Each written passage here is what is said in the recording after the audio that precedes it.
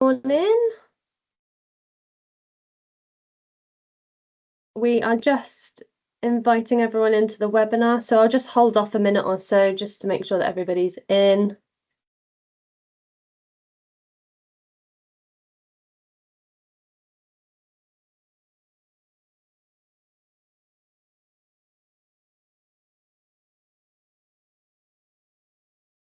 Good morning to those that have joined us.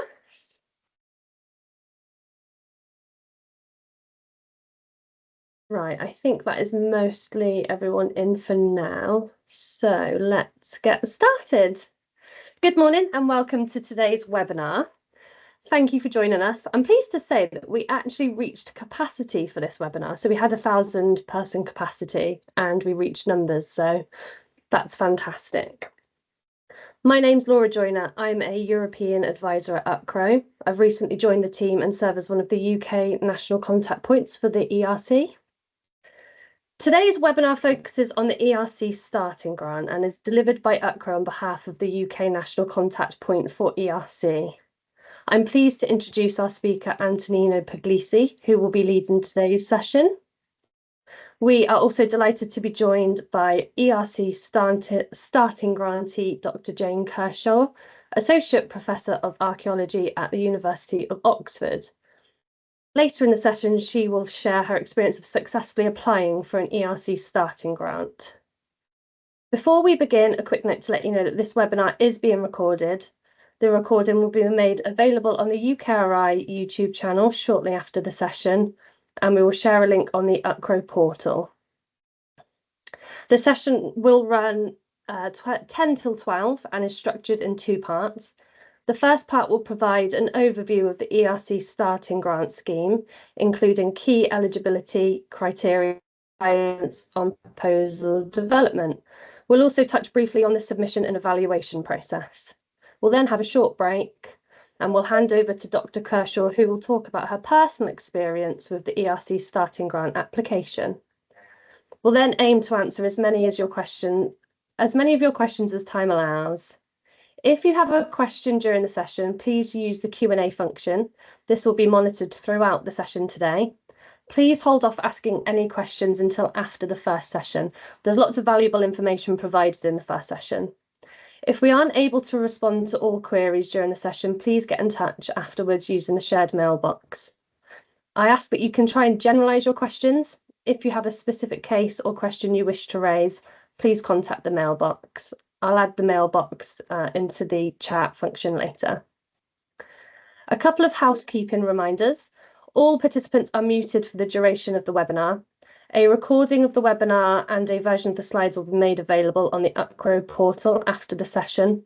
Please use the Q&A function to submit your questions. You can also upvote questions submitted by others. We'll prioritise the most popular ones during the Q&A section later today. For any technical issues, please use the chat function. This is separate from the Q&A. Okay, so a little bit about UKRO and how we support UK organisations involved in EU R&I funding. We are part of UKRO's wider international team, championing EU engagement. We host UK national contact points for ERC, MSCA, WIDERA, NEB and COST. We provide resources to help understand Horizon Europe on the UKRO portal. And we also work in partnership with EU support teams within research organisations, helping European liaison officers navigate pre and post award. With that, I'll hand over to Dr. Antonino Puglisi to begin the session on striving for excellence with ERC funding. Thank you. And thank you, Laura, very much for your kind introduction, and already a big thank you to Professor Kershaw for your valuable time today with us, sharing your journey towards getting an ERC Starting Grant. Welcome you all. As Laura said, incredibly popular webinar. We hit capacity with 1,000 registered participants. We've got just over half already connected, and I expect more people to connect throughout. So as Laura said, my name is Antonino Puglisi. Many people call me just by Nino. Perhaps we've been already in touch with many of you who are preparing the starting grant application. And together with my other half, Laura, we are the UK national counterpoint for the ERC, delivering this webinar today on the starting grants. I hope you can hear me okay, otherwise my colleagues would have told me by now. This session, as Laura said, just in case people are joining later, would be recorded, would be available on the ERC portal immediately after and on the UKRO YouTube channel. I'd like to start by giving a little bit of background about the ERC, the funding scheme itself, for those of you who are not overly familiar with this particular dimension of Horizon Europe funding for research and innovation. So in a nutshell, the European Research Council funds research, frontier research, offering long-term grants for scientists and scholars conducting pioneering research projects in any field of research. The sole criterion of evaluation for such grants is scientific excellence, no more, no less. And this will become a sort of mantra because the evaluation process revolves around this idea of excellence, of scientific excellence. Now, some facts and figures around the ERC. Since its inception in 2007, it has funded over 13,000 top researchers from all over the world, around 90 different nationalities. The projects funded by the ERC have produced more than 250,000 publications with more than 2,400 patents and over 400 startups that have emerged as a consequence of ERC-funded projects.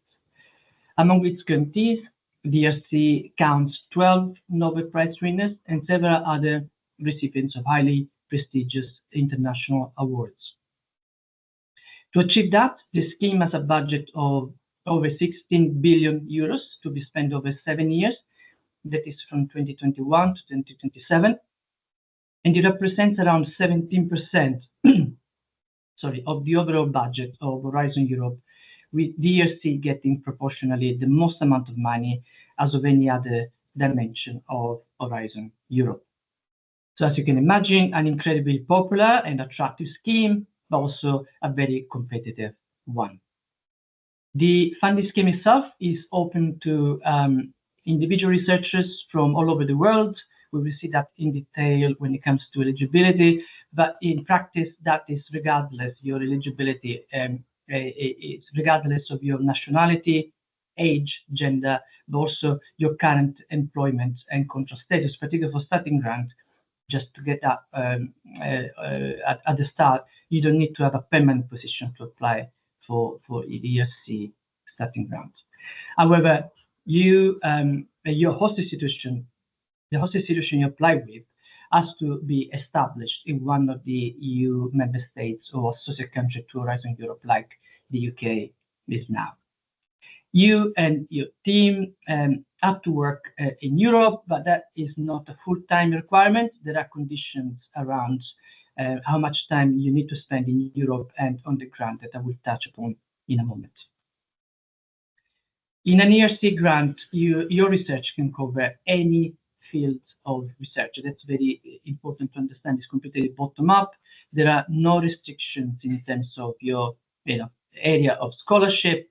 There is no consortium required, and there's also no co-financing needed from your national funding agency.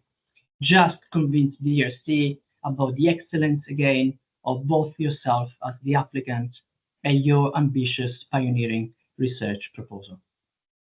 The ERC is a family of opportunities. There are 4+1 funding opportunities in terms, and each one of them is calibrated on the level of seniority of the applicant. They mostly run up to 5 years, like the starting grant we are exploring today. The Synergy is the only exception that runs up to 6 years. We had a dedicated webinar just a couple of days ago. You can access that recording on the UKRO website as soon as we make that available early next week, presumably. Very briefly on each one of the options. So the starting grant, we will delve into that option today, but just to remind people that it's a grant of up to 1.5 million euro. That's for applicant to go to PhD between 2 to 7 years ago. It supports researchers at a more earlier stage in their career to become independent research leaders. Consolidator, we will have a dedicated webinar in September on this. It's a grant of up to 2 million euros. In this case, you obtain your PhD between 7 to 12 years ago. And then we've got the advanced. We had the webinar on this on the 10th of June. You can find that recording already on the UKRO YouTube channel. And that is for outstanding and already established research leaders to continue the work and expanding the frontier of research knowledge. In that case, you awarded a grant of up to 2.5 million.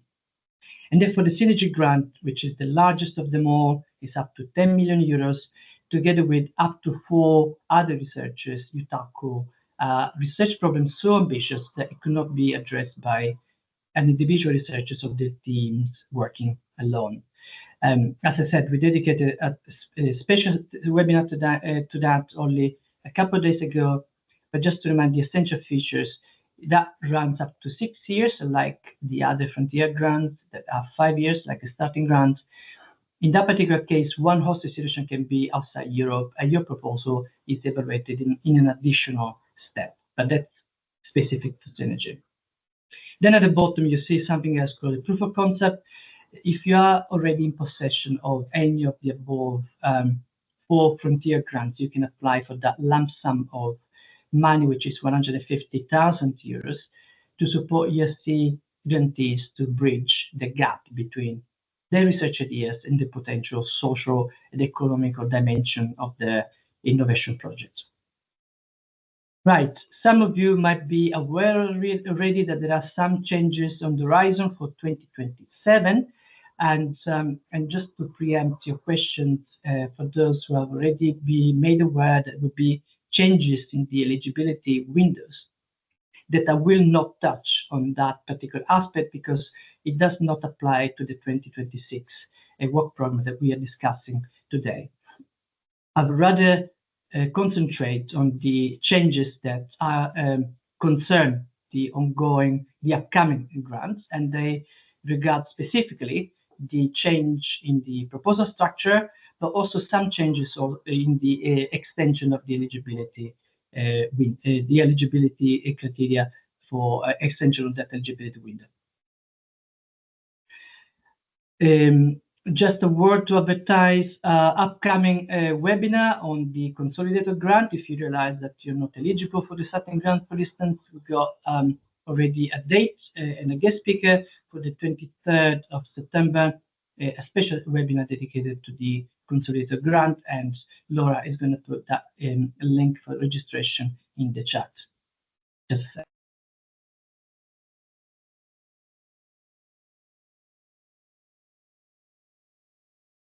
Now back to the specifics of the ERC Starting Grant. The set mission of this opportunity really is to support researchers at the earliest stage of their career to become independent research leaders.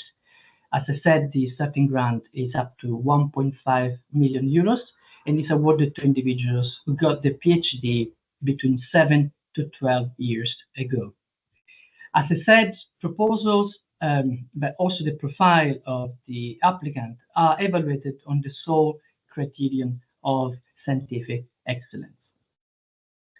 And in terms of funding rates, so we have a so-called base amount, which is the 1.5 million I've already described, but also as for all other ERC options, that base amount comes with the opportunity of a top-up money for specific purposes, which I've captured in the orange box, and those are startup costs if you move, so if you relocate effectively to another host institution, purchase of major equipment, access to large facilities, or other major experimental and field work. Now, as before, researchers moving across EU member states or Horizon Europe associated country can apply for an additional 1 million in such additional funding. But new for the 2026 goal if that researcher moves from outside Europe to EU member state or an associate country like the UK now, you can apply for double that amount, which that is up to 2 million in additional funding. Those coming from outside Europe will be competing on exactly the same footing as other applicants. There are no predefined quotas, so scientific excellence again remains the sole criterion of evaluation, also for additional funding. Also very important, and this is a change that comes with the 2026 work program, you can now include personnel costs within that envelope of up to 1 or 2 million euros in additional funding, which was something not allowed up until the last round of starting grants. As always, applicants are requested to define and duly justify the need for additional funding in their proposal, and the decision rests really with the evaluation panel. We get quite a few questions, Laura and I, about how to define and how to make a case for additional funding.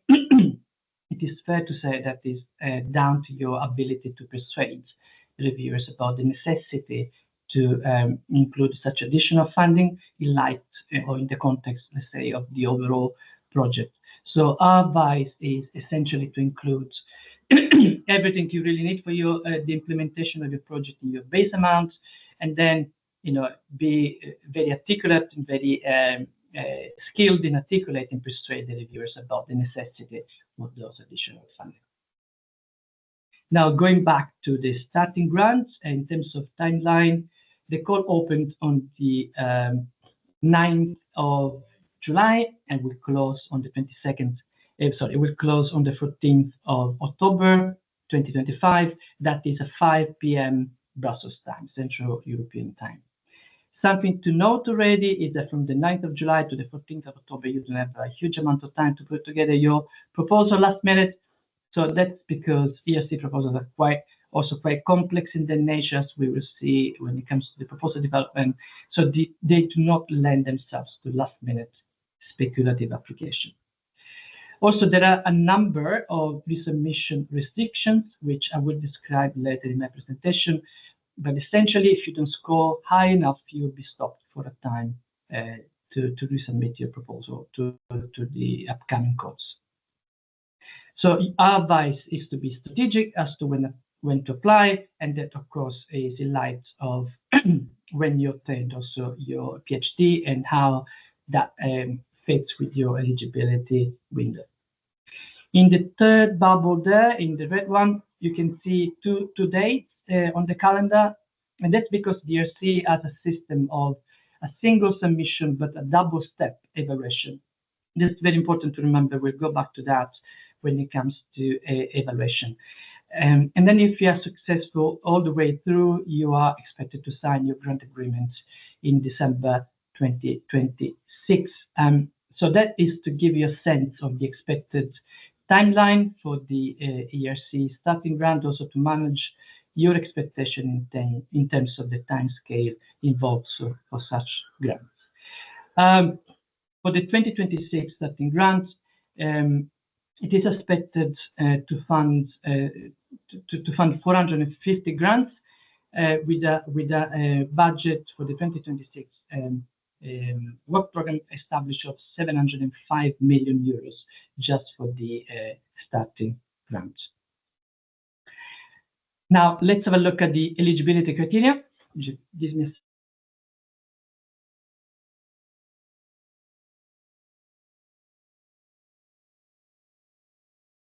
in the ERC, in a way, it's rather simple. In terms of eligibility of the principal investigator, it can be anyone. There is no restrictions in terms of age, nationality, your current location, your current employment. The contract status are not taken into account. What is really important is your groundbreaking idea, as we said, and we must also have a host institution based in a EU member state or an associate country willing to host you. And of course, from 1st of January 2024, the UK has rejoined Horizon Europe, so you can apply with a UK institution in case that was not clear yet. In the ERC there are demands in terms of your time commitment to both the grants and to your time spent in the EU member state or associate country. Now, for the starting grants, the minimum time requirement on your project is 50% of your working time on the grants. That's very important. That is an evaluation criteria as well as being an eligibility criteria as well. But also you need to spend 50% of your time based in a EU member state or associate country like the UK is now. Note please that that percentage is calculated as an average across the entire duration of your project. So if you already envisage that you will be spending less than 50% for a given time, you can make up for that time later across those 5 years, so long as the average time is realistically, or it's arithmetically, but also realistically in the eyes of the evaluators above the 50% minimum threshold. Perhaps this is a good time also to note that if you do a lot of field work, like a guest speaker is an archaeologist today, and it takes you outside the EU, that time spent outside the EU, it does count as time still spent in the EU or associate country, although you are physically outside the European continent if you want. As I mentioned, the eligibility window for the ERC Starting Grant is a successful defense of your PhD between 2 to 7 years ago. Now, I would like to emphasize that wording of a successful defense of PhD, because that is the way that the ERC measures the, if you want, the maturity, the seniority of the applicant, which sometimes doesn't necessarily coincide with your viva in case you were asked for corrections. So it's the date when your host institution, your awarding institution,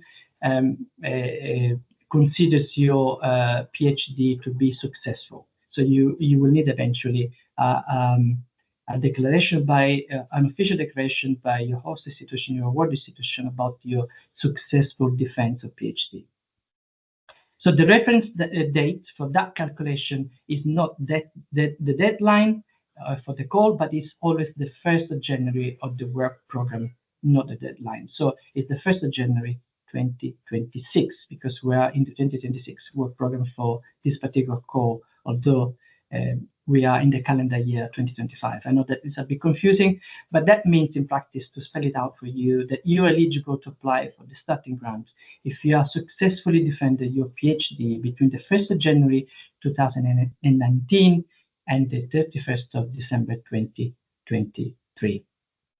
However, there are a number of circumstances for which the ERC grants an extension to that eligibility window. And those circumstances are maternity leave, and that is a flat rate of 18 months for each child born before or after the PI's, the principal investigator's, PhD defense date.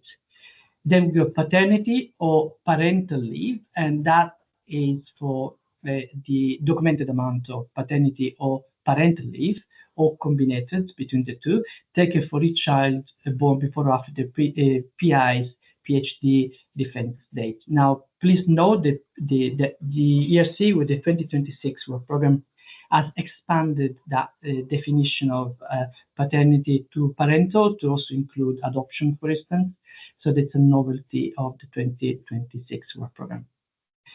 Then we got long-term illness or national service, again for documented amount of leave taken for each occurrence.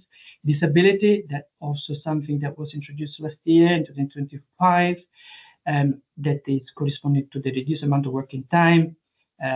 It is also cross proportional to the degree of disability of the PI. Clinical training for those coming from a medical background, and that's up to 4 years maximum for documented time in which the principal investigator was involved in clinical training.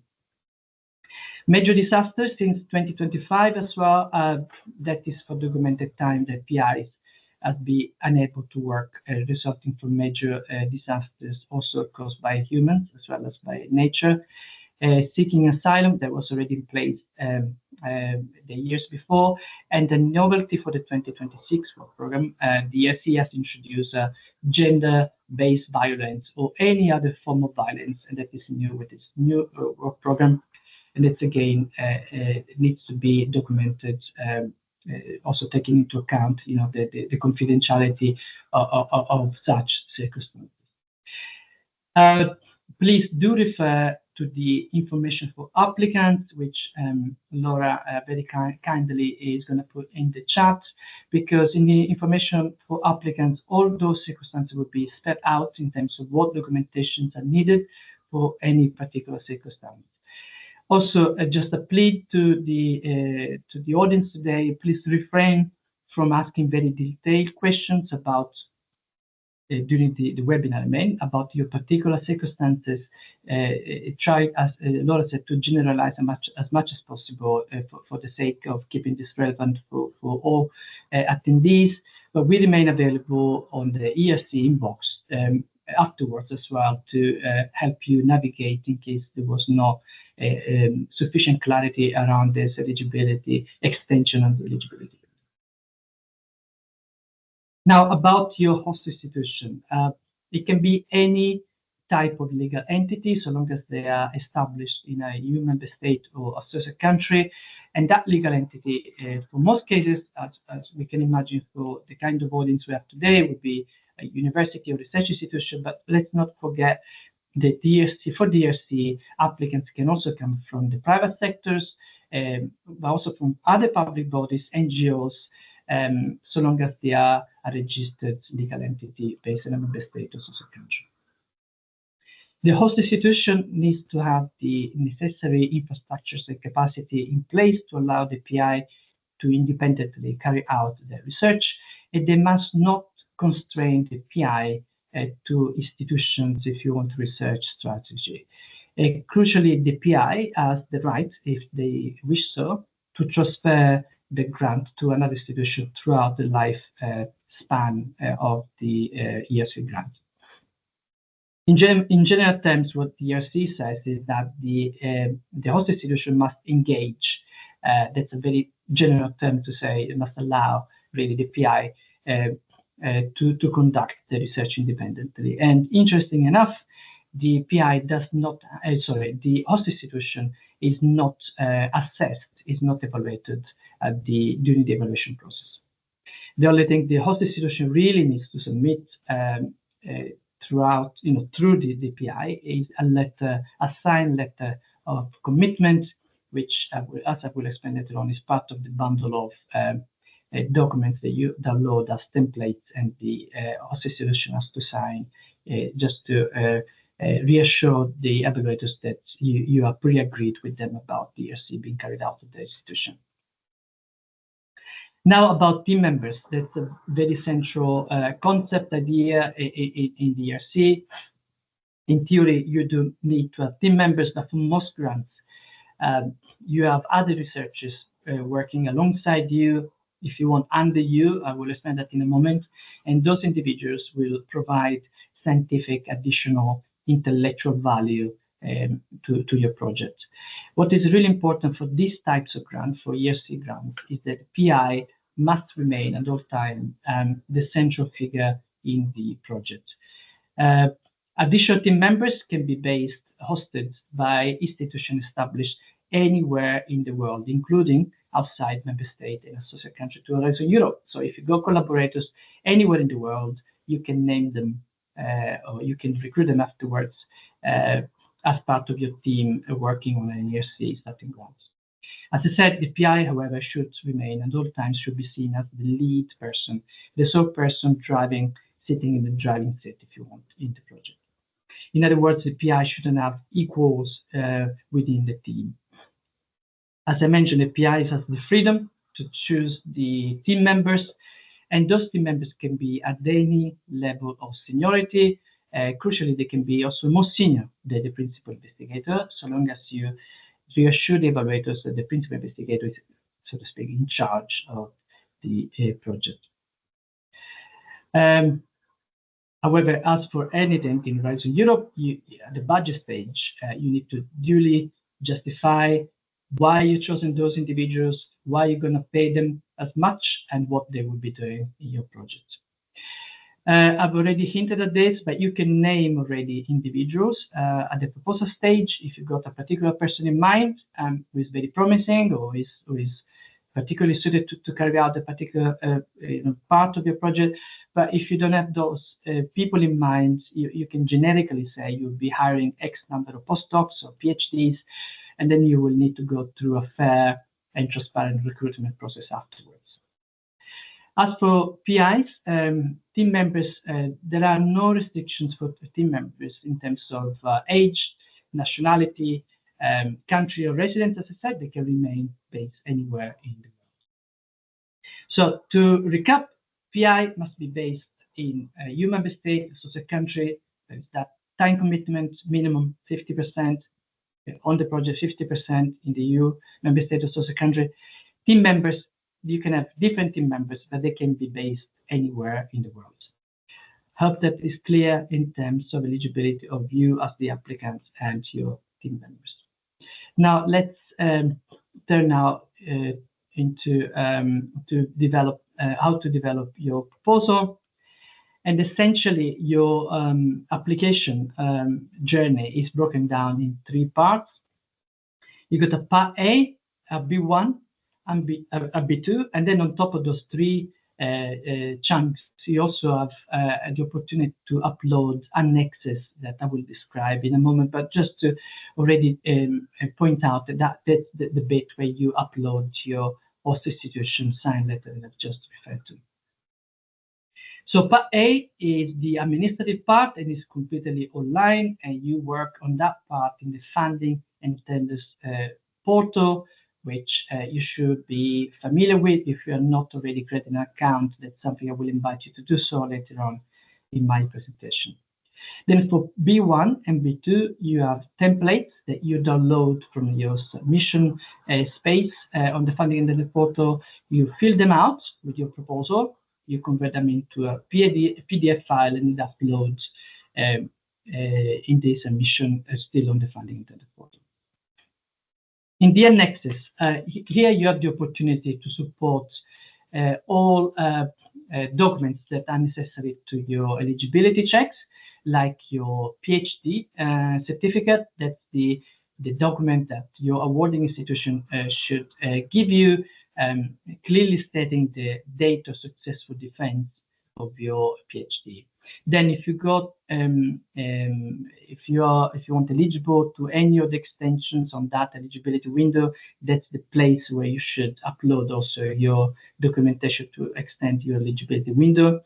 And as I mentioned, of course, the letter, the signed letter by your host institution. Okay, let's look into each of those parts now in more detail.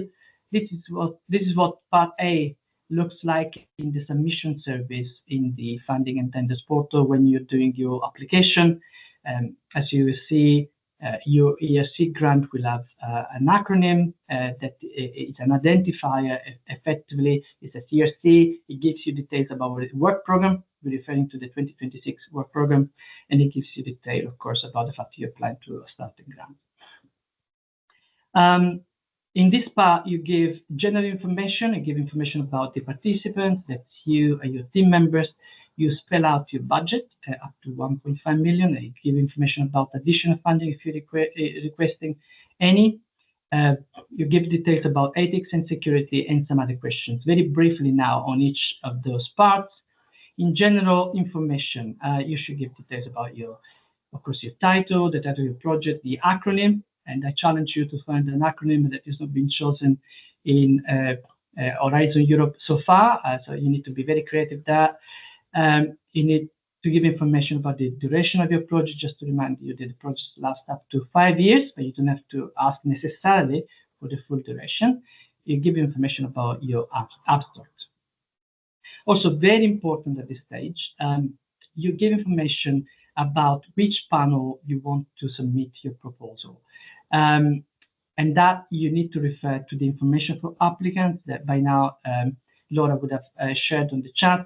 In the information for applicants towards the end, you will find for each of the 3 domains, which I will describe in a moment, several different panels, and each panel has some wording that we call descriptors for each farmer, and they are there to help you identify which farmer is best suited for reviewing your proposal. Here at the in the general information, you also give information about whether your proposal has been a resubmission. You should reply yes if you're resubmitting, even if you're resubmitting a completely different proposal, because what the ERC essentially means with resubmission is whether you, as the principal investigator, are resubmitting. So those resubmission restrictions apply to the applicant, to the PI, not to the project itself. About the participants, here simply you need to list yourself as the PI, your team members, if you've got any. In most cases you have them, and you need already to encode those individuals, those participants, by their host institution. So that is, in your case, as the applicant, your future host institution, and for your team members, the host institutions wherever they are based in the world. So they can be host institution outside the EU member states or social countries. In the ERC, very specific, a unique feature for the ERC, everyone will receive funding directly by the European Commission, regardless of their geographical location, and the PI will not disburse money to the team members. Everyone will receive money directly through their own host institution. Budget in Part A. So DRC funds 100% of your total eligible cost. So again, for the starting grant, it's up to 1.5 million plus additional funding if you ask any. That includes the direct costs of the project, and those typically are personnel costs, subcontracting, purchasing costs. And then on top of that, and internally invoiced goods and services. And on top of that, DRC basically gives the host institution 25% in terms of overhead. And the flat rate is automatically calculated in the system. The 25%, of course, is included within the 1.5 million envelope. Now, your budget is done, as you can see here in the screenshot, in two ways. So you do that by cost categories, by the different costing categories that I've just outlined. Unfortunately, I don't have the time now to go into details, but I will just spend a quick word. And then in a narrative way. In personnel cost, you basically just list the amount of money you request for yourself as a principal investigator. The senior staff involved, those are your team members, if you've got postdocs or students or other personnel. Subcontracting costs, if someone is performing a part of the project, an action task on business basis. Purchasing costs, there's a variety of different subcategories there, and internally invoice goods and services that do not attract indirect costs. Also, there is a narrative part that is has a limit of 8,000 characters, including space, in which you should give a description and justification of the resources needed in a more narrative way. Please note that all the information related to the budget need to appear in the budget table, and no additional information will be accepted, for instance, as annexes. So everything needs to be done properly only through this budget table. So you should be very diligent to fully justify the amount of money that are considered necessary to implement your project. You should also be specific if you are using third parties in kind contribution to the action. And if applicable, you should also, if requesting additional funding, include those in the overall budget table above. Part A still comprises an ethics and self-security assessment, and that is to identify any particular ethics and security issue concerning your project. There are a number of questions that you'll be asked. If you reply yes to any of them, you will be prompted to give a short explanation, and in some cases providing in the annexes area supporting documentation to see whether you have sort of complied with national legislation, but also with European legislation about that particular ethic and security issue.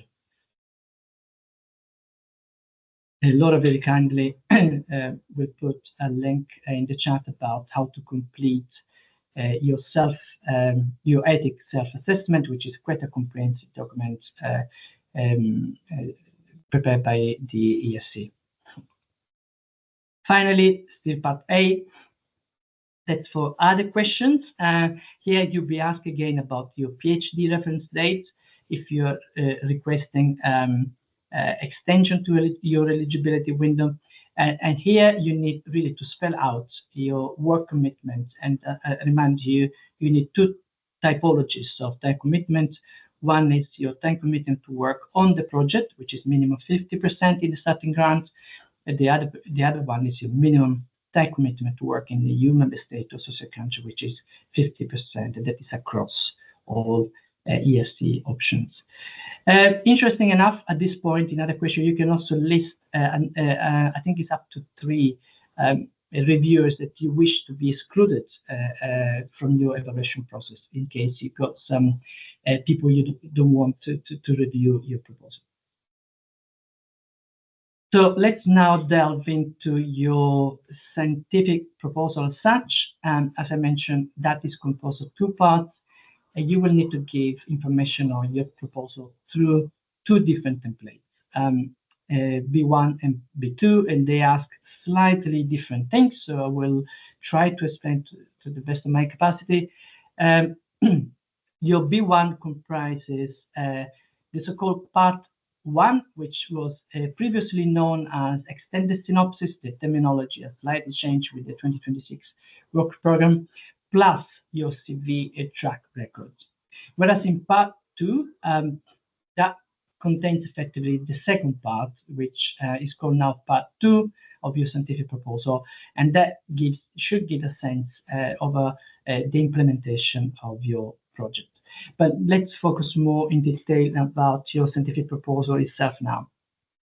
So as I mentioned, when it comes to the scientific proposal itself, it's broken down into bits. It's part 1, which is in B1, and part 2, which is in B2, and they effectively quite complementary to each other, like 2 pieces, if you want, of a puzzle, because they answer, they respond, if you want, to slightly different questions about your project. In part 1, you should describe your overall idea, what you're proposing in terms of research project, contextualize in the current state of the art, define the scientific question you are attempting to answer. Yes, you should also set very clearly from the beginning your objectives. It gives a sense, only a sense of the overall approach and research strategy. Remember, for this part, you only have 5 pages. So if you think about it, it's very constrained in terms of your page limit, and you need really to give a sense of the novelty that you're pushing the frontiers of research in those 5 pages. Also, part 1 should be self-contained. Essentially, this is a standalone document. It's all that reviewers will see as step 1 evaluation. So it should be ambitious, and you should really show that you're not doing any just an incremental research. You should really give an idea you're pushing the boundaries of knowledge in that particular area of scholarship. It should be persuasive to generalists. And of course, by generalist here, we still mean world-class scientists, but try to avoid heavy jargon, because they might not be necessarily specialists in your specific area of scholarship, and I will touch on that when it comes to part 2. More expert evaluators who are more suited for your particular area of expertise will be called a step 2 to fully assess your proposal. Also, try to convey a sense about what excites you about your scientific proposal, but talk about also your scientific impact, the timeliness of your project, not only a deadline. Remember, this is a 5-year-long project, so it must be relevant at application, but also throughout the implementation. Part 2 this comes with some major changes. So the first change is that if you're already familiar with Starting Grant, the number of pages at your disposal now is shorter. You got maximum 7 pages. Used to be 10. Sorry, it used to be 14. And the sole focus should be on implementation. So here you should include details about your research methodology, your work plan. You should also talk about risk. So give a sense that you have access to the possible risks, and you also come up with some mitigation measures, so to speak. Justify now in full the requested budget and resources throughout your proposal. So as I mentioned, the length of the section is now 7 pages. If you have applied previously, you need to reconfigure it if you want your proposal now in light of the new page limit. I hope that gives you a sense of the overall structure of the two, part 1 and part 2. Some overarching concepts about how to fill out your B1 and B2 templates that I remind you download from the funding and then the portal, which I will show in a moment. Please pay close attention to the formatting requirements. Avoid putting off your reviewers by using too small of a font, for instance. Just stick to the requirements, particularly to the page limit. Everything beyond will be just discarded. Also, just be mindful, this is very clearly stated, but just to remind you, references are not counted against page limit. And of course, very, very important, you should keep on hand at all times the information for applicants that Laura by now would have shared on the chat. Just to recap, therefore, in terms of the overall building blocks of your ERC application, you got a part A, you describe details about everything administrative pretty much. Then you got part B1, which comprises your part 1, which is evaluated step 1, and part B2, which will be assessed together again with part 1 as step 2. So this is just to give you an insight about the submission environment. Of course, you just double check that you are applying for the right call, that the identifier I mentioned earlier in my presentation. Then on the left-hand side, because this opportunity to download your B templates, and they comprise the B1 template for B1, template for B2, the host institution letter that your future host institution is to sign for you, and if you're requiring any extension of your eligibility window, that's a template to require that extension. Now, a little bit more more details now about your B1. That's all that the reviewers will see as step 1. So in a way, it better look really good, because they might not take the full proposal at all into consideration if you don't get, they won't take your full proposal into consideration unless you get to step 2. So in a way, that is your business card, right? It should convince your reviewer at step 1 about the fact you're pushing the boundaries of your research. And that, again, it takes some elements from your part A in a cover letter, just the title, the abstract, but most importantly, it contains your part 1, which I hope by now I've sufficiently described, encapsulating all the key aspects and the key groundbreaking idea in those 5 pages. And then you've got 4 pages for your CV and track record. And I will spend now a couple of words about that. There is no prescriptive format when it comes to CV and track record. That you showcase your research achievements, but you really need to showcase primarily anything that you consider relevant in your field. Put a particular emphasis on the research achievements which are crucial to that, but to this particular project implementation. CV and track record can just be in a chronological order if you wish so, but also you can use a narrative format, and the ERC is not too prescriptive when it comes to that. Remember, you will be asked about your 10 research output, and those might not be necessarily your top most cited 10 publications if they are not relevant for your research proposal. So it must go hand in hand, if you want, with your proposal. Remember, also given the ERC is very broad-minded when it comes also to track record.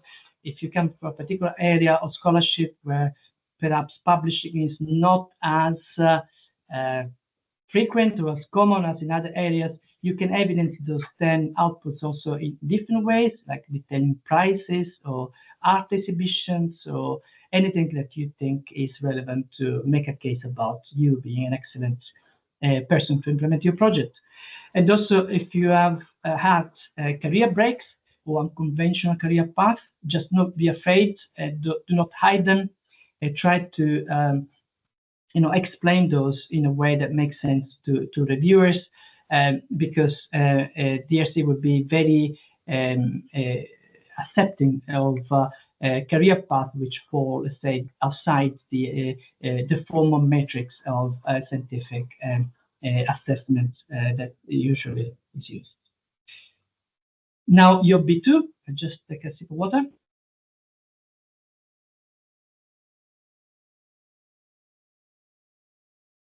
So B2 is what reviewers will see if you get to step, if you pass step 1. So if you get to step 2, the overall emphasis now is on the implementation. You fully detail now your proposal in those 7 pages. As I mentioned, used to be much longer because in the past you needed to recontextualize in the state of the art. Now the overall emphasis is on the implementation. So please do not expand again on the state of the art. Just focus on the implementation, as I hope I've already explained. Then you'll be asked something about a funding ID. So that is just a list of your either applied or ongoing grants, and that is not to give, let's say, to boost about your research achievements, but is to give a sense of your workload, whether the time commitment you have declared in part A really ties in with your workload in terms of other grants you're running at the same time. So that please be mindful of that. And that funding at the as well as the references, as I've already mentioned, they do not count towards the page limit. Right, very quickly on the submission, as I realize I'm going over time. So this is the list of panels and the structures.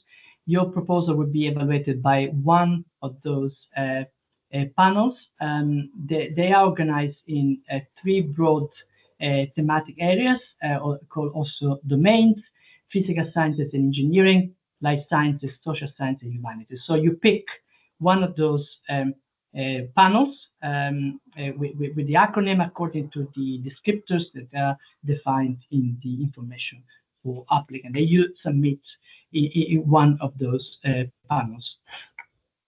Many people ask us how to pick the right panel, and that's really something very difficult for us to answer on your behalf, because you're really the best person to do that job. So you just you need to, because you got the real deep understanding of what your proposal is all about, and try to find the best match with your proposal descriptors in the information for applicant when you apply. How to go about submission. So the first thing to do is really to register as an individual yourself in the funding and tender portal. You can use your institutional email address or your personal email address, create a so-called ECAS account. Get in touch as soon as you do that with your research support office at the institution you're applying with.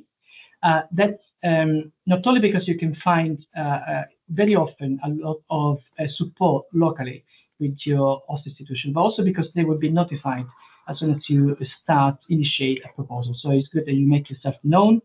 You can add also relevant other contact details within the organization in case other people need to amend some of the proposal while you are on annual leave or you're on sick leave.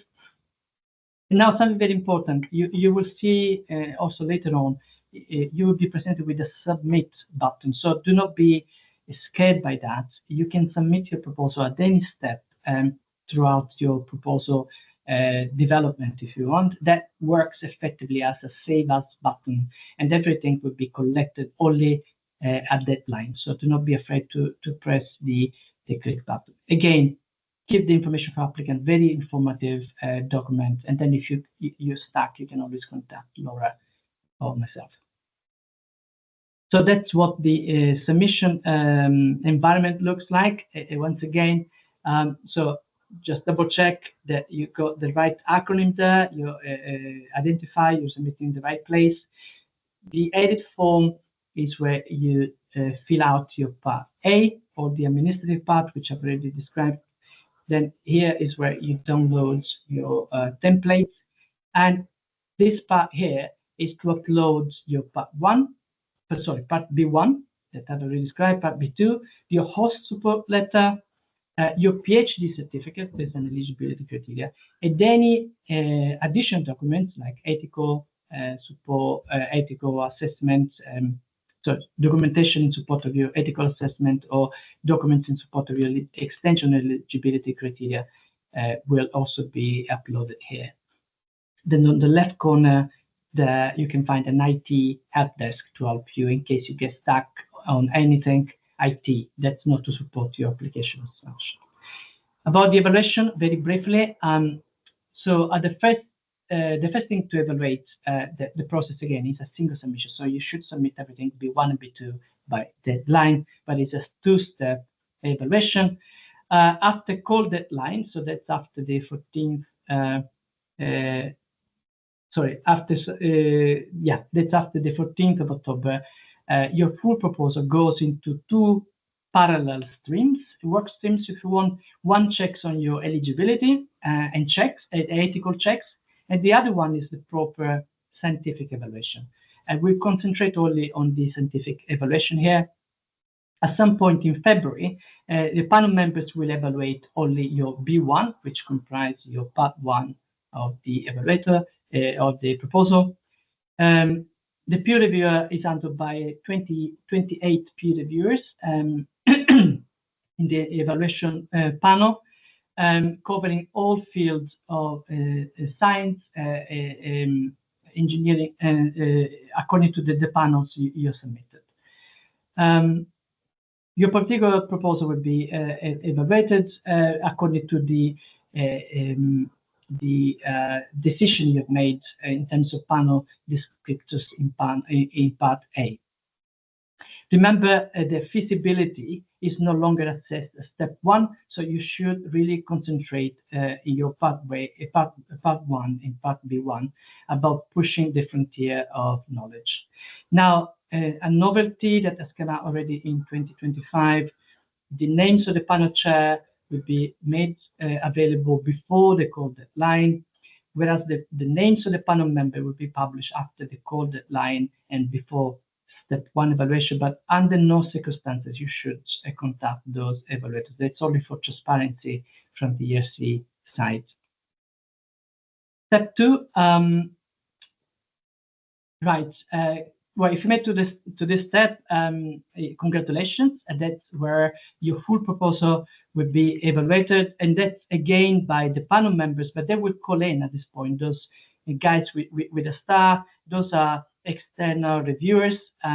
They will review your complete research proposal. That's your part 1, 5 pages, your part 2, 7 pages, your CV, track record, and they will be in the context of an interview which lasts approximately 30 minutes and is now done remotely. So you won't be asked to go to Brussels for the interview in the case of starting consolidator or BAN.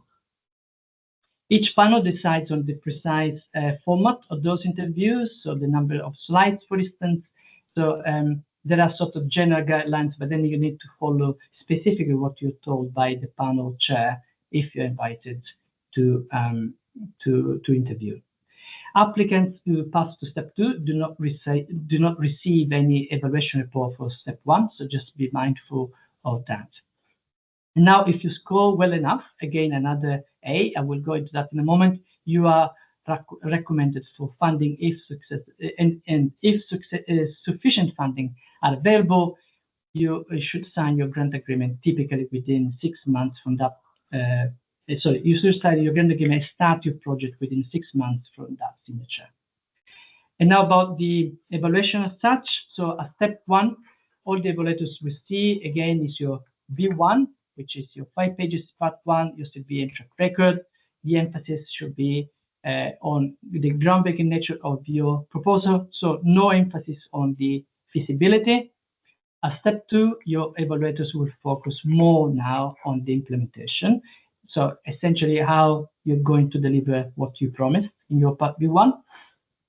And the evaluators will see your full research proposal. And by that is meant your part 1, your part 2, yeah, those 7 pages, your funding ID, and then the research and detail budget, which gets extracted from your part A. So it's not an additional document you need to submit. It's essentially something that the ERC extracts itself from part A, comprising your budget and resources. So what you evaluated upon, again, scientific excellence is the answer, short answer, but in practice that needs to be evident in terms of the excellence of yourself as the principal investigator, so your intellectual capacity, your creativity and commitment, but also the excellence of your research proposal, that is the groundbreaking nature of your proposal and your level of ambition. And that leaning piece over there is to emphasize that although we don't know precisely, the inner workings of the evaluation, essentially the ERC pays more attention to the excellence of the research proposal, just to emphasize that the ERC doesn't just fund people who have been funded in the past because they've got just an impressive track record, but they really focus on the excellence of your proposal.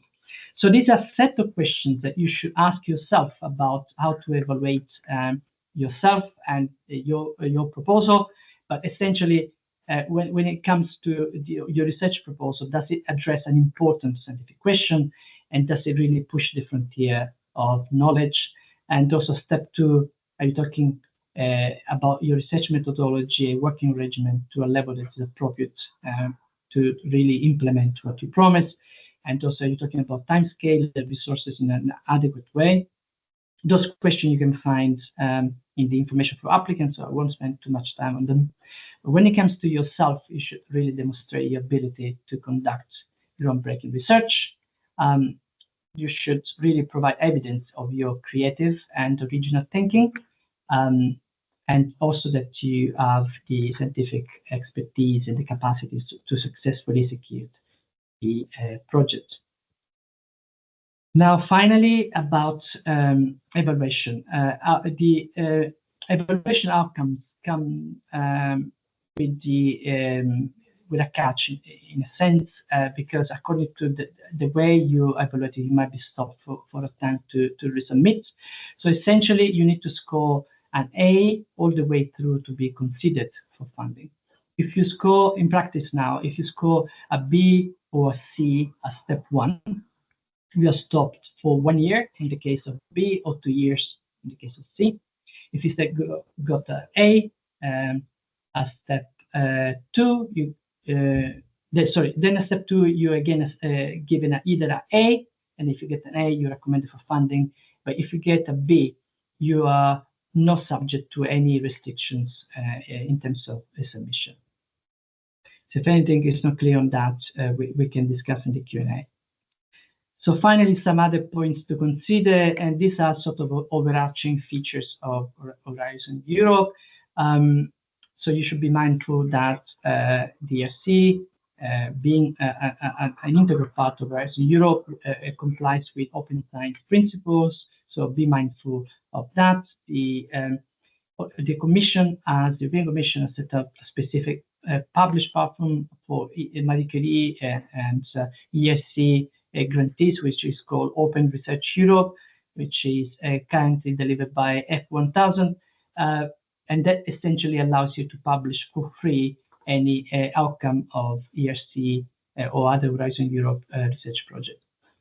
Also be mindful of gender, sex and gender dimension. There are specific information on that you can find also on the ERC website.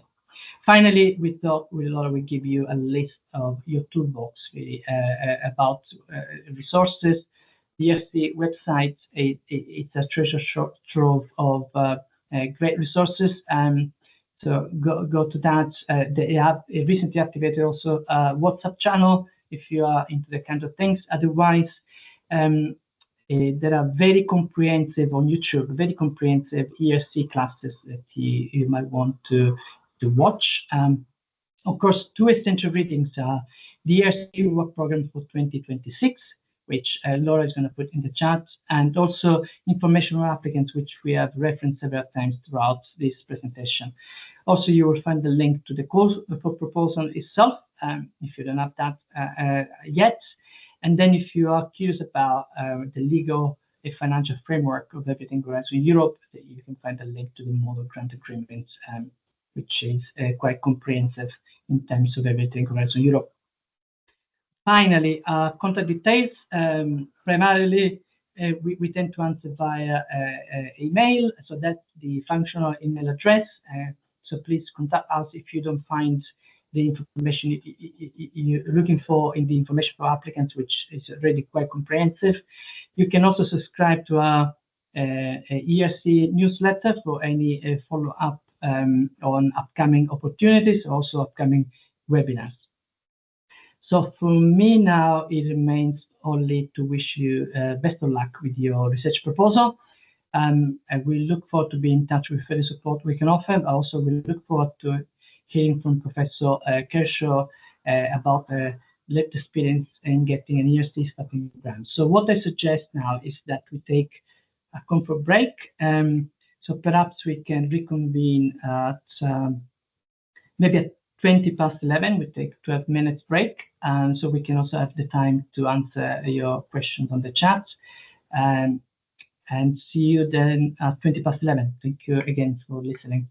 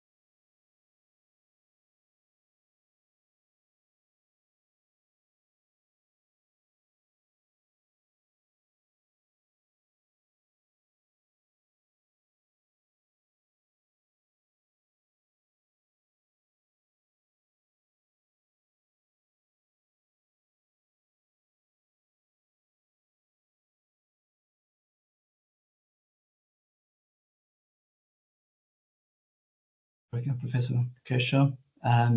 If you want to start sharing your slides, please. Thank you.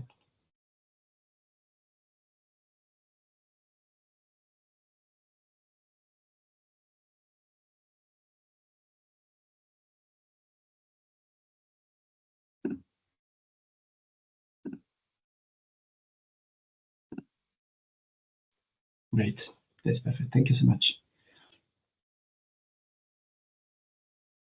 Right.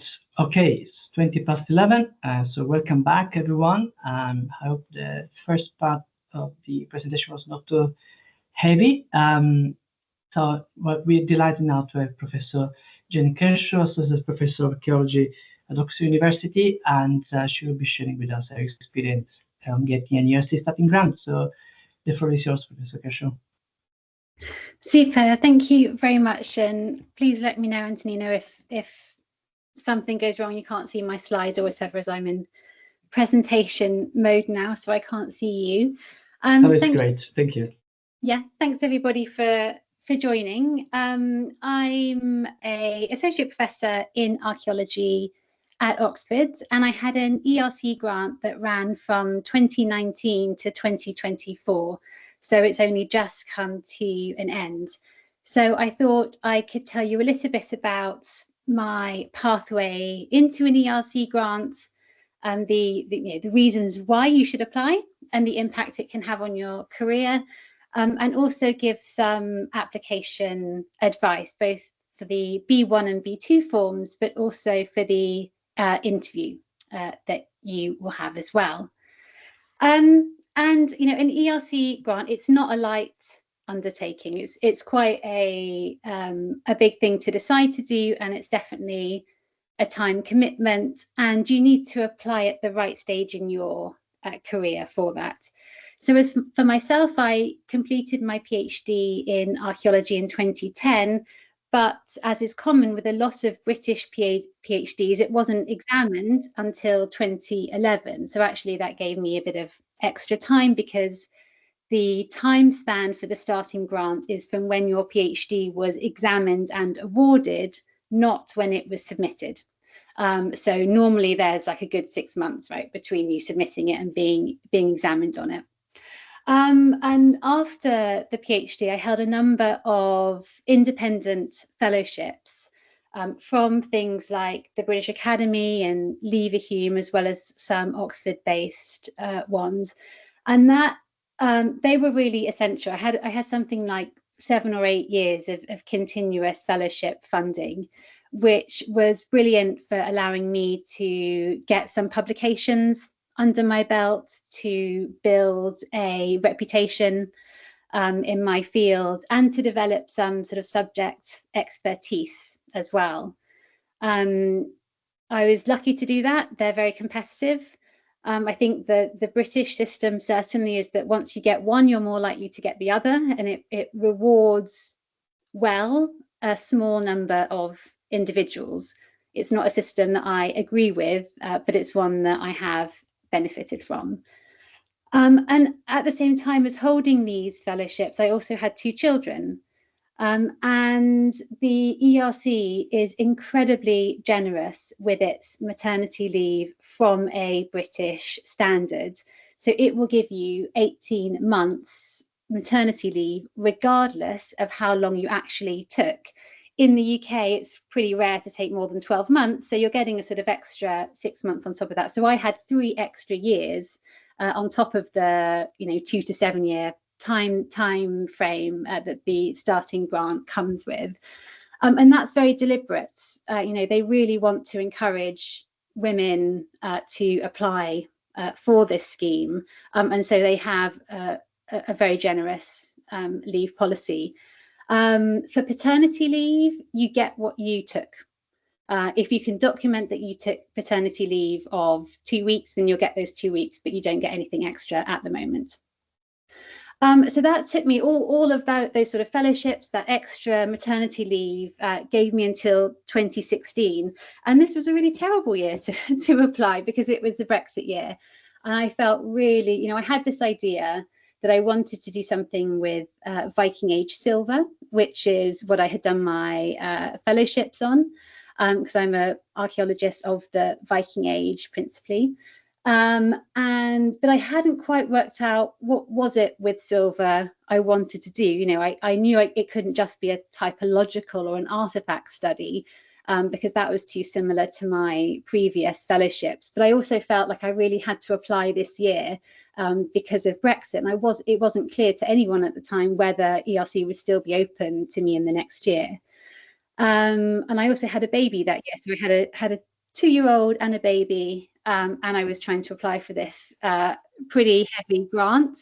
It didn't go well at all. I abandoned it after a few months because it was just really tough. And when you're applying for an ERC, you need to give yourself the time and the headspace to do that. And you can't do that with babies. So I abandoned that application, and that was a really good decision. I was really happy after I abandoned it. And to be honest, the idea hadn't quite gelled in my mind either. I knew sort of vaguely what I wanted to do, but I hadn't yet tied it to a methodology or to a big question, which is really important for the ERC. So I gave myself a year. Now, I was still on maternity leave, so I still had, a bit of thinking time, and I applied the following year in 2017. Luckily, it was still available, and I was successful in the first time I applied. Lots of people are not successful the first time they apply, and they reapply and they are successful the second or even the third time. So it is well worth reapplying if you really believe in your project proposal. So why should you apply for an ERC? Well, academic freedom, that is the main one, right? We all are passionate about our subjects. And if you've conceived of a research idea you really believe in, this is going to give you a huge amount of time, very generous funding to build a team around you to pursue that topic. It also builds up a specialist knowledge base. You can spend a few years, at the beginning of the project, I didn't know much about geochemical techniques of analysis, which I'll talk about in a moment in more depth.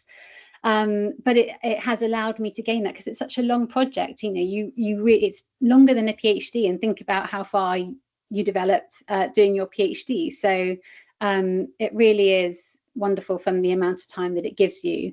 Management experience, which certainly in archaeology, you don't get that unless it's supported by a big grant. And,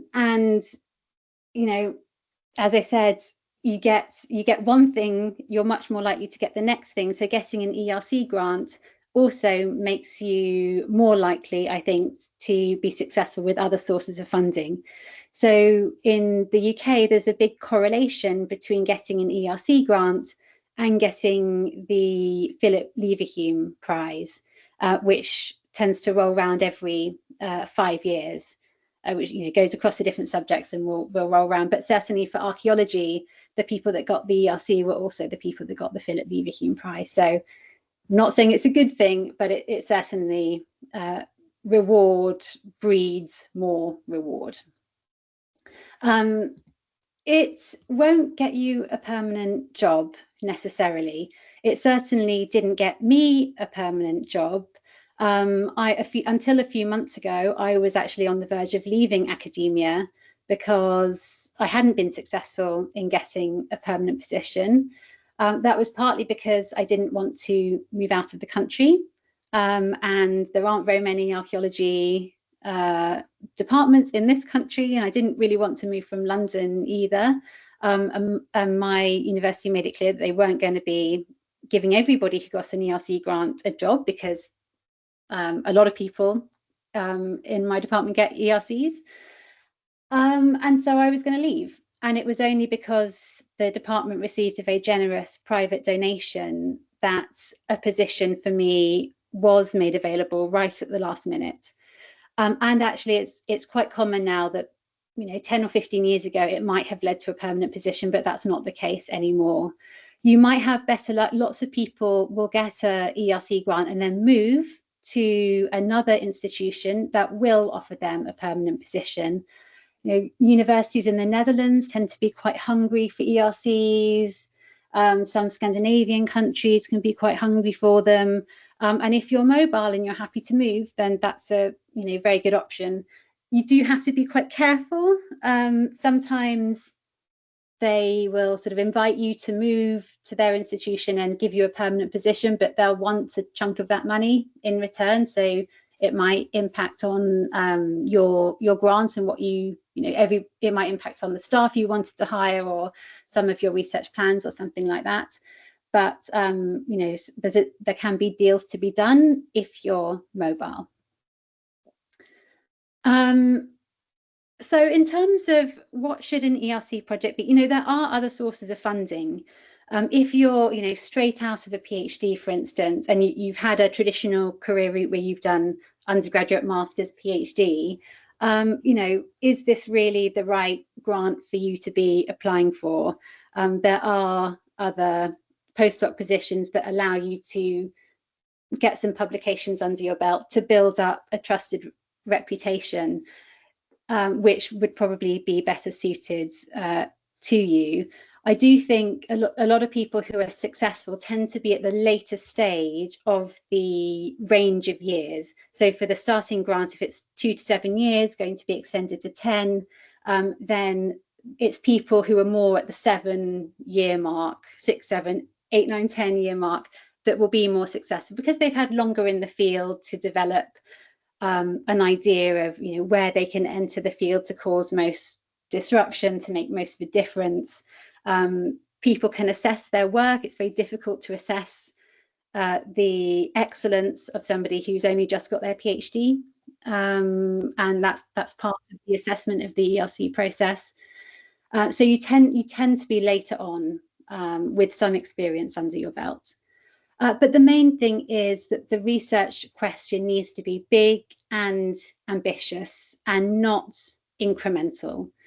If you look through past titles, you'll see some common words reappearing again and again. Certainly in archaeology, people will be talking about the origins of farming, or a revolution in technology, or transformations or collapses, or all these sort of big buzzwords that really are trying to look at something that is fundamental to the discipline, but looking at it in a novel way. It cannot be an amalgamation of your previous fellowships or your previous postdoctoral work. It can't just build slightly on it. It cannot be being incremental is the worst thing that this application can be.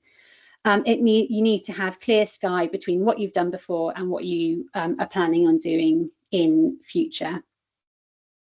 It also needs to be quite simple, and it's difficult to have something that is both ambitious and quite simple. But the people who are reading this, although they're panels, the panels are not, it won't be a panel only of archaeologists or only of historians. It's going to be a mix of 3 different disciplines, and you don't know who is going to be assigned to read your particular application. Not all of the panelists will read all of the applications. They'll divvy it up a bit.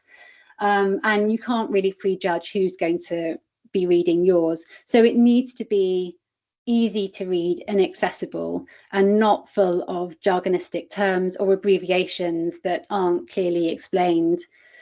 But it also needs to be sort of laid out simply, and it needs to follow in a logical manner. So if you're going to have 4 objectives, have 4 work packages. Don't make it too complicated. And they do say that it's high risk, high gain, and I think they mean it in terms of this is so novel that it's unpredictable and it's very difficult to judge how something will turn out. But they don't mean risky as in, will it happen or not? Will you get access to that to the data that you need? Will you be able to recruit people to do that? They don't mean in a pragmatic sense that it's risky.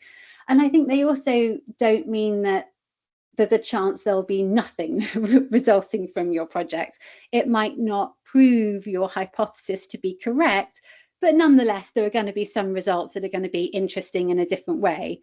I think they've slightly tone down the risky aspect, and they ask you now, I think, to do a risk assessment within your application, which wasn't the case when I submitted back in 2017. And that's, I think, demonstrates that they want it to be ambitious and unpredictable, but not actually that this could lead to no results at all. They don't mean risky in that sense. I do think that if it happens that your research area relates to a European theme, by which I mean that's, you know, a prominent theme in European politics or culture at the moment, or that relates to a skill set that isn't that's sort of endangered, that it, you know, isn't held by many people in Europe, then that is worth flagging. You don't have to manipulate your application to include something like that. But I did have that in my project, and I think that is worth, you know, if it's relevant, then I think it could be flagged, because they have an eye to that. This is about excellence of research in Europe, and so those European themes are definitely relevant. So my particular project is called Silver and the Origins of the Viking Age. The acronym was Silver. You don't have to just choose the first letters of the words and come up with something that is unpronounceable. You can just choose one of the words. And for my postdocs, I had done a lot of work on the sort of typology of Viking silvers, looking at silver in the use of economy, the use of hack silver as an early form of currency, and whether there was a difference between complete objects which could be worn as jewelry and fragmented silver that was used as a source of money, and the sort of interactions between that. For my PhD, I had done work on Scandinavian female jewelry in England, and so it was all related to Viking Age metalwork, but there was some sort of clear progression involved. So I know I wanted to look at silver, but it also had to be a big question. And one of the outstanding questions for the Viking Age was, well, how does it all begin? It's something that, you know, there are other research projects that are looking at this. It's one of the questions that's been around for about 100 years, but really there hasn't been a sort of satisfactory answer. And I wanted to do this in a new way by not looking at silver as a sort of just as an artifact, but actually trying to use geochemical techniques of lead isotopes and trace elements to actually work out where the silver came from. And there were two hypotheses, you know, either that it comes from Western Europe, from the famous Viking raids on places like England and France, which would make sense from what we know about from the documentary sources about the Vikings leaving Scandinavia, raiding places like Lindisfarne and coming back with loot. You know, are these silver items the result of loot? But there was also another possibility, which is that it came from the Islamic lands in the form of coins called dirhams, and that this silver was actually Islamic silver. It was known that the Islamic silver was reflected a trade route through Russia and Ukraine that was active in the 10th century, but it wasn't known whether this was something that was prominent earlier on, around 800, which is when the Viking Age is normally seen to begin. And so I thought I could use silver and use this new way of looking at silver in order to address one of these outstanding questions in the field. It involved an endangered skill in that it had a coin specialist, Jani Oravisjärvi, who's based at the University of Oulu in northern Finland. And he was able to read the dirhams, identify dirhams, so he had to have knowledge of Arabic as well as a sort of minting history of the Umayyads and Abbasids, and that's a fairly rare thing. There's only sort of 5 people in Europe who are able to do that, and so I sort of, you know, this is a skill that needs to be protected within Europe. And it also had a European dimension in that I was working with material from the Scandinavian countries, from England, but also from France and the Netherlands, and I was going to be working with labs in all of those countries and using reference materials shared throughout these labs so that there could be a sort of common use of these references, so that any further analytical work could use the same reference material, which is something that is needed in analytical labs. And it involved using a lot of museum artifacts, a lot of curators involved in national museums across different European countries.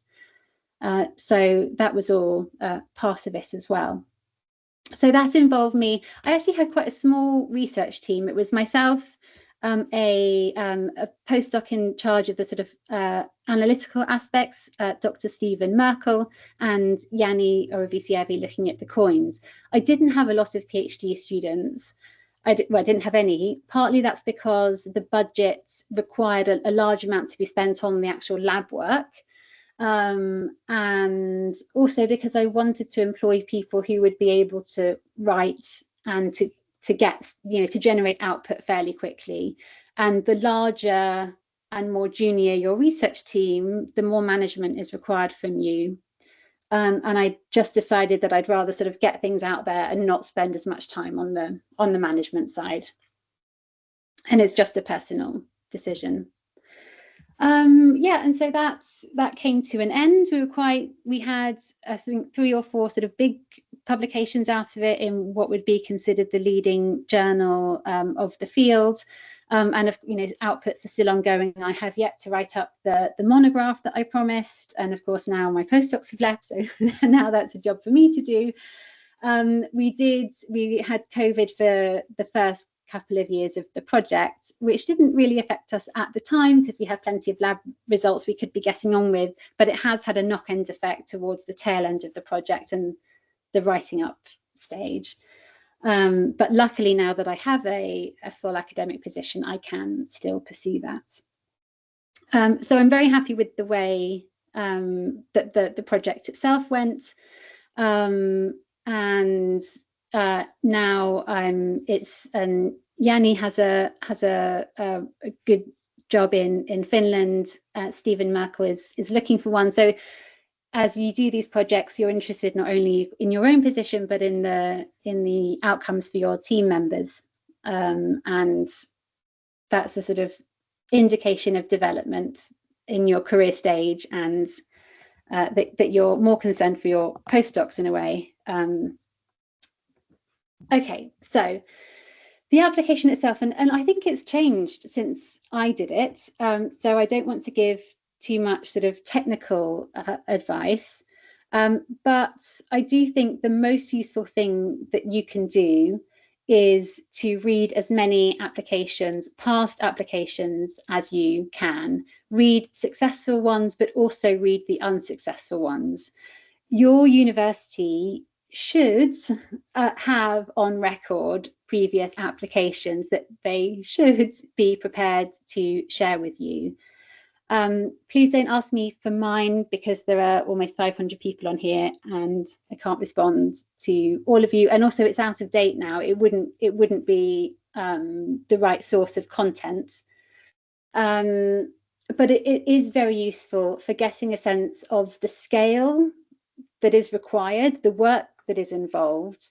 And also you begin to develop a sense of what makes a successful narrative and story that is being told through the application and what doesn't. I read about 10 applications, most of which were successful, but also a few that weren't. And you can really tell actually, even from the first couple of paragraphs, when an application doesn't seem to be at the same level, and that's normally because the ambition isn't there, that it's too sort of parochial in its focus. You really need to give yourself time to prepare. So admittedly now the B2 is shorter. When I did it, it was 10 pages long. Now it's 7, I think, so it's a bit shorter, but it did take me 3 months of full-time work just to write B1 and B2. And that's after all the ideas were in place. And that's the process that is really key. Somebody said to me, you'll know you're ready when you write it, the application will write itself because the ideas will already be in place. That's definitely not true. The application did not write itself, but it is true that if the things aren't quite there, if you don't quite have the methodology or you haven't quite decided on which research angle, then now is not the right year to write the ERC grant. You do need to have that structure in place. You need to be confident in them. And I think, so the B2 is quite different from B1. I now have also reviewed some ERC applications, and if I'm just rereading the same, if B2 looks like B1, that's not a good sign. It needs to move on.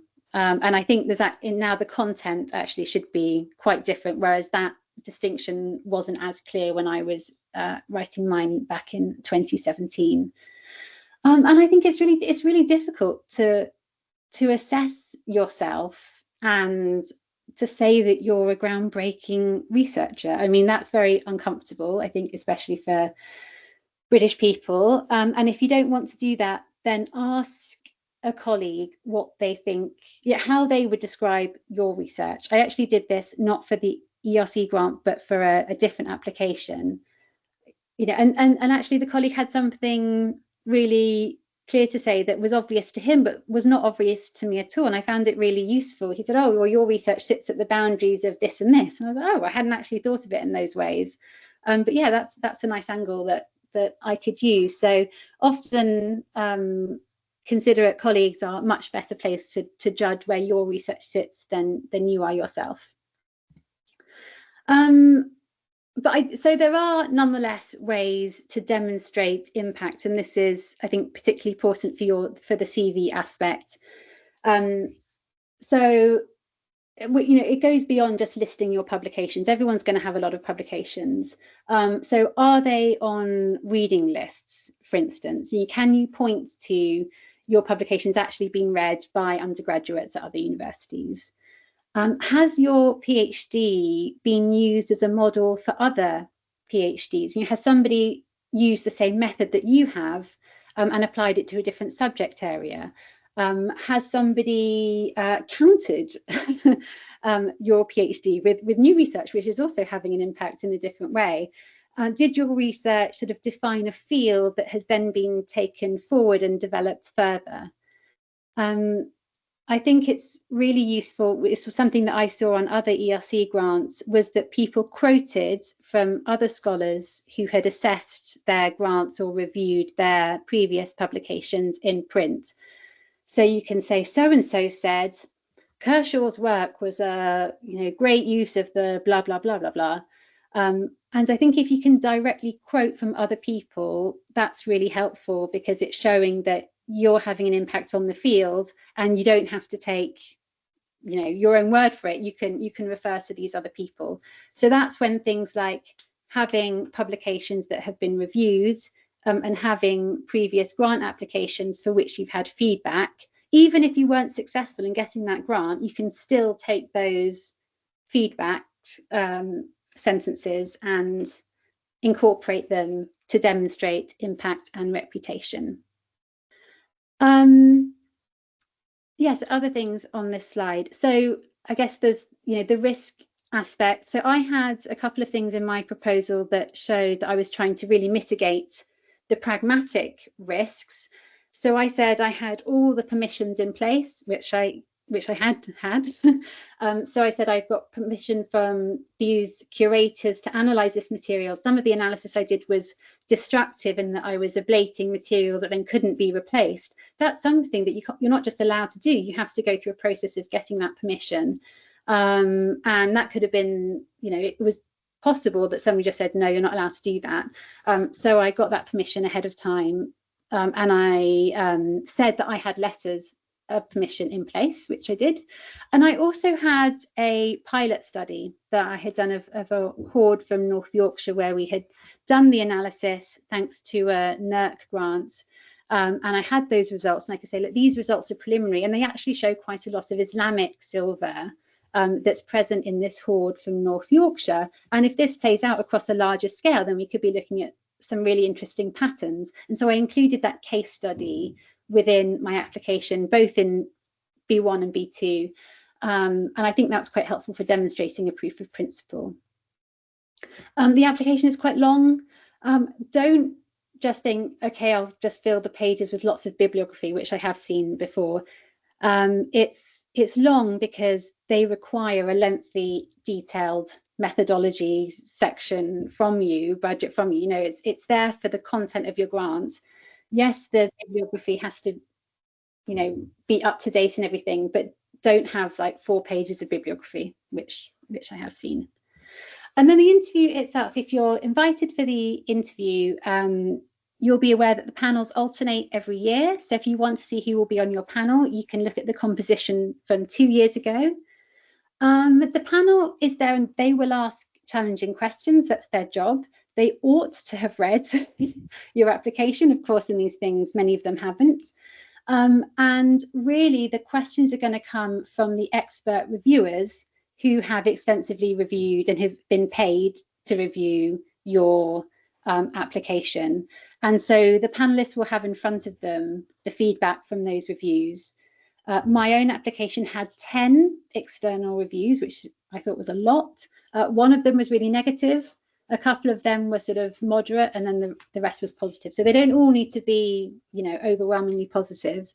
But that's where the substantial questions will come from. So if you have someone who's sort of not an expert in the field and they're asking a question that you think, wow, that's really, you know, you've done your homework, they haven't. They're just repeating a question that's come through from the expert reviews. So you do need, so if you do have someone that you definitely don't want to be an expert review, then definitely name them. You have the opportunity to do that. Your presentation is not a regular presentation. This isn't a job talk. This is not a seminar presentation. This is, if anything, it's more like a sales pitch, which we are not used to doing. It needs to be timed to the second, because you have a set amount of time that you are given. And it needs to be sort of more visionary rather than detailed. You know, you've got an extensive layout of your work package. You don't need to go through work package 1, we'll do this, work package 2. It shouldn't be a plodding sort of talk. It needs to be, it needs to demonstrate the importance. Why is this research important now? Why am I well placed to do it? How will the project make progress? But it's really a sort of higher level than that. It's outlining, it's setting the scene and showing how this project is going to move the whole field forward. I think it really helps to be positive and confident, because this is about you as well as the excellence of the project.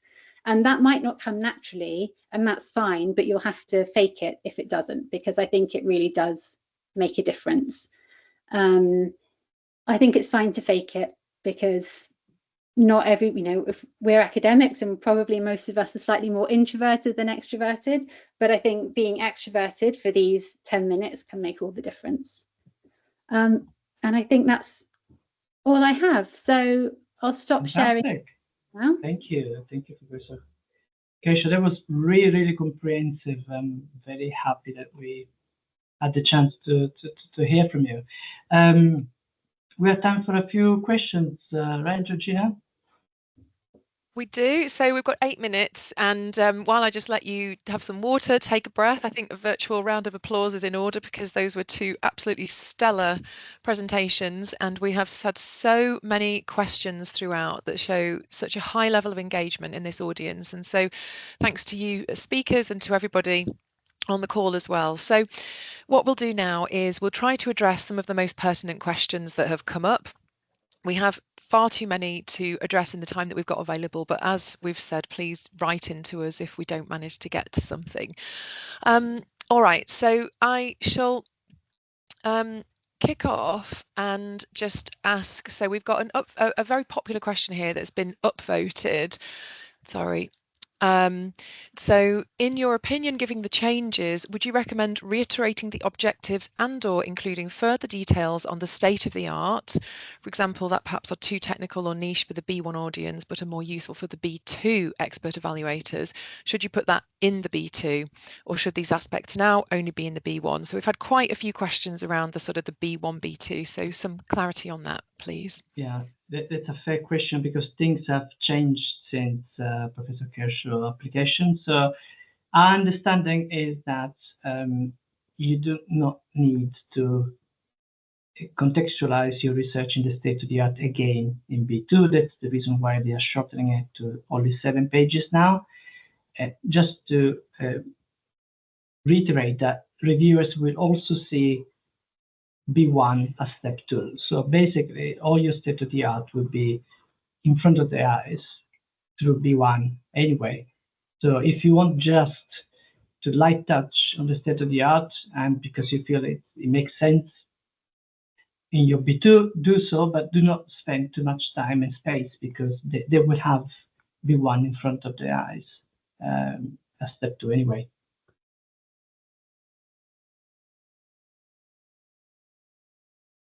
Okay, super. Over to Laura for the next question. Hi. So we have had a question asking, what happens if you think your project could fall between 2 panels? Okay, I think I can take that as well. It's quite technical, but in part A, when you indicate your primary panel, you can also indicate a secondary panel if you think that panel 1 doesn't capture quite well what you want to achieve according to the descriptors that are defined in information for applicant. However, the panel chair of your primary panel doesn't have to follow your indication for the secondary panel. So try really to find the one that suits you best as primary panel, and then hope that if you have a secondary panel, the chair of the primary panel will also take into consideration some in contribution for a secondary panel, but that's not a right, so to speak. Thank you very much. There were a few questions about the additional funding. So there was a bit of confusion between the 2 million and 1 million and whether they can claim costs for personnel costs for the 1 million and the 2 millions. Could you please clarify on this? Yes, so with the 2026 work program, again, that's a change for Professor Kershaw experience. You can now include personnel cost within that envelope of 1 million or 2 millions. Now, if you are applying from within EU member state or social country, your upper limit is 1 million. If you're coming from outside EU member state or social country, your limit is 2 million. It's also important to emphasize that you must move to EU member state or social country as a consequence of getting an ERC grant, right? So it's not that you already plan to move or you already have a date, you've got already a contract in place, or you are of another nationality, you just recently moved to Europe. It must be as a consequence of getting an ERC grant to be eligible for the 2 million grant. Okay, super. So the next question I'm going to ask Professor Kershaw to respond to first. And so we had a question around, would an applicant be disadvantaged if they're only 2 years post PhD, or if they're, are they better off applying when they're 7 years post PhD? And so we tried to address aspects of, the transition to independence in the Q&A, but I'd be grateful to have your thoughts on that. Yeah, I think you would be disadvantaged, actually. I mean, assuming that you've followed the regular route and it's not that you've been working outside in a related field and have then come to do a PhD later on, assuming that you've done undergraduate, master's, PhD, I just think it's much more difficult to demonstrate your impact on the field, and you'll have fewer publications, and you will be measured against people who are 7 years out of their PhD. They're not. They'll sort of take it into account, but you'll still be, it's still just much more difficult to have trust and belief in someone that has just finished their PhD. Most people, there are some really exceptional candidates, and that may be the case, but most people don't come out of their PhD with a handful of publications in top journals, or being widely known in the field. And I do think you need to have that in order to give yourself a good chance. And it's fairly risky to apply and with an application you think isn't quite there or could be better, but you'll give it a go, because if you're judged in the C category, you won't be allowed to apply for another 2 years. So And it's quite a big undertaking. So it's not something you can just do, think, oh, I'll just give it a go. It's not that sort of application, unfortunately. Yeah. While at the same time, I would also emphasize that, you're the best judge as the applicant as well. So if you think you're really good, and particularly in your area of expertise, and you're relatively junior, but you've got a great idea, even with a relatively small number of publications in non-top journal, you might still have a chance. And also, if you apply at the very beginning, even if you're stopped for 2 years, you have the evaluation reports that would be very useful material for you to better your application and apply in 2 years' time when you're still eligible.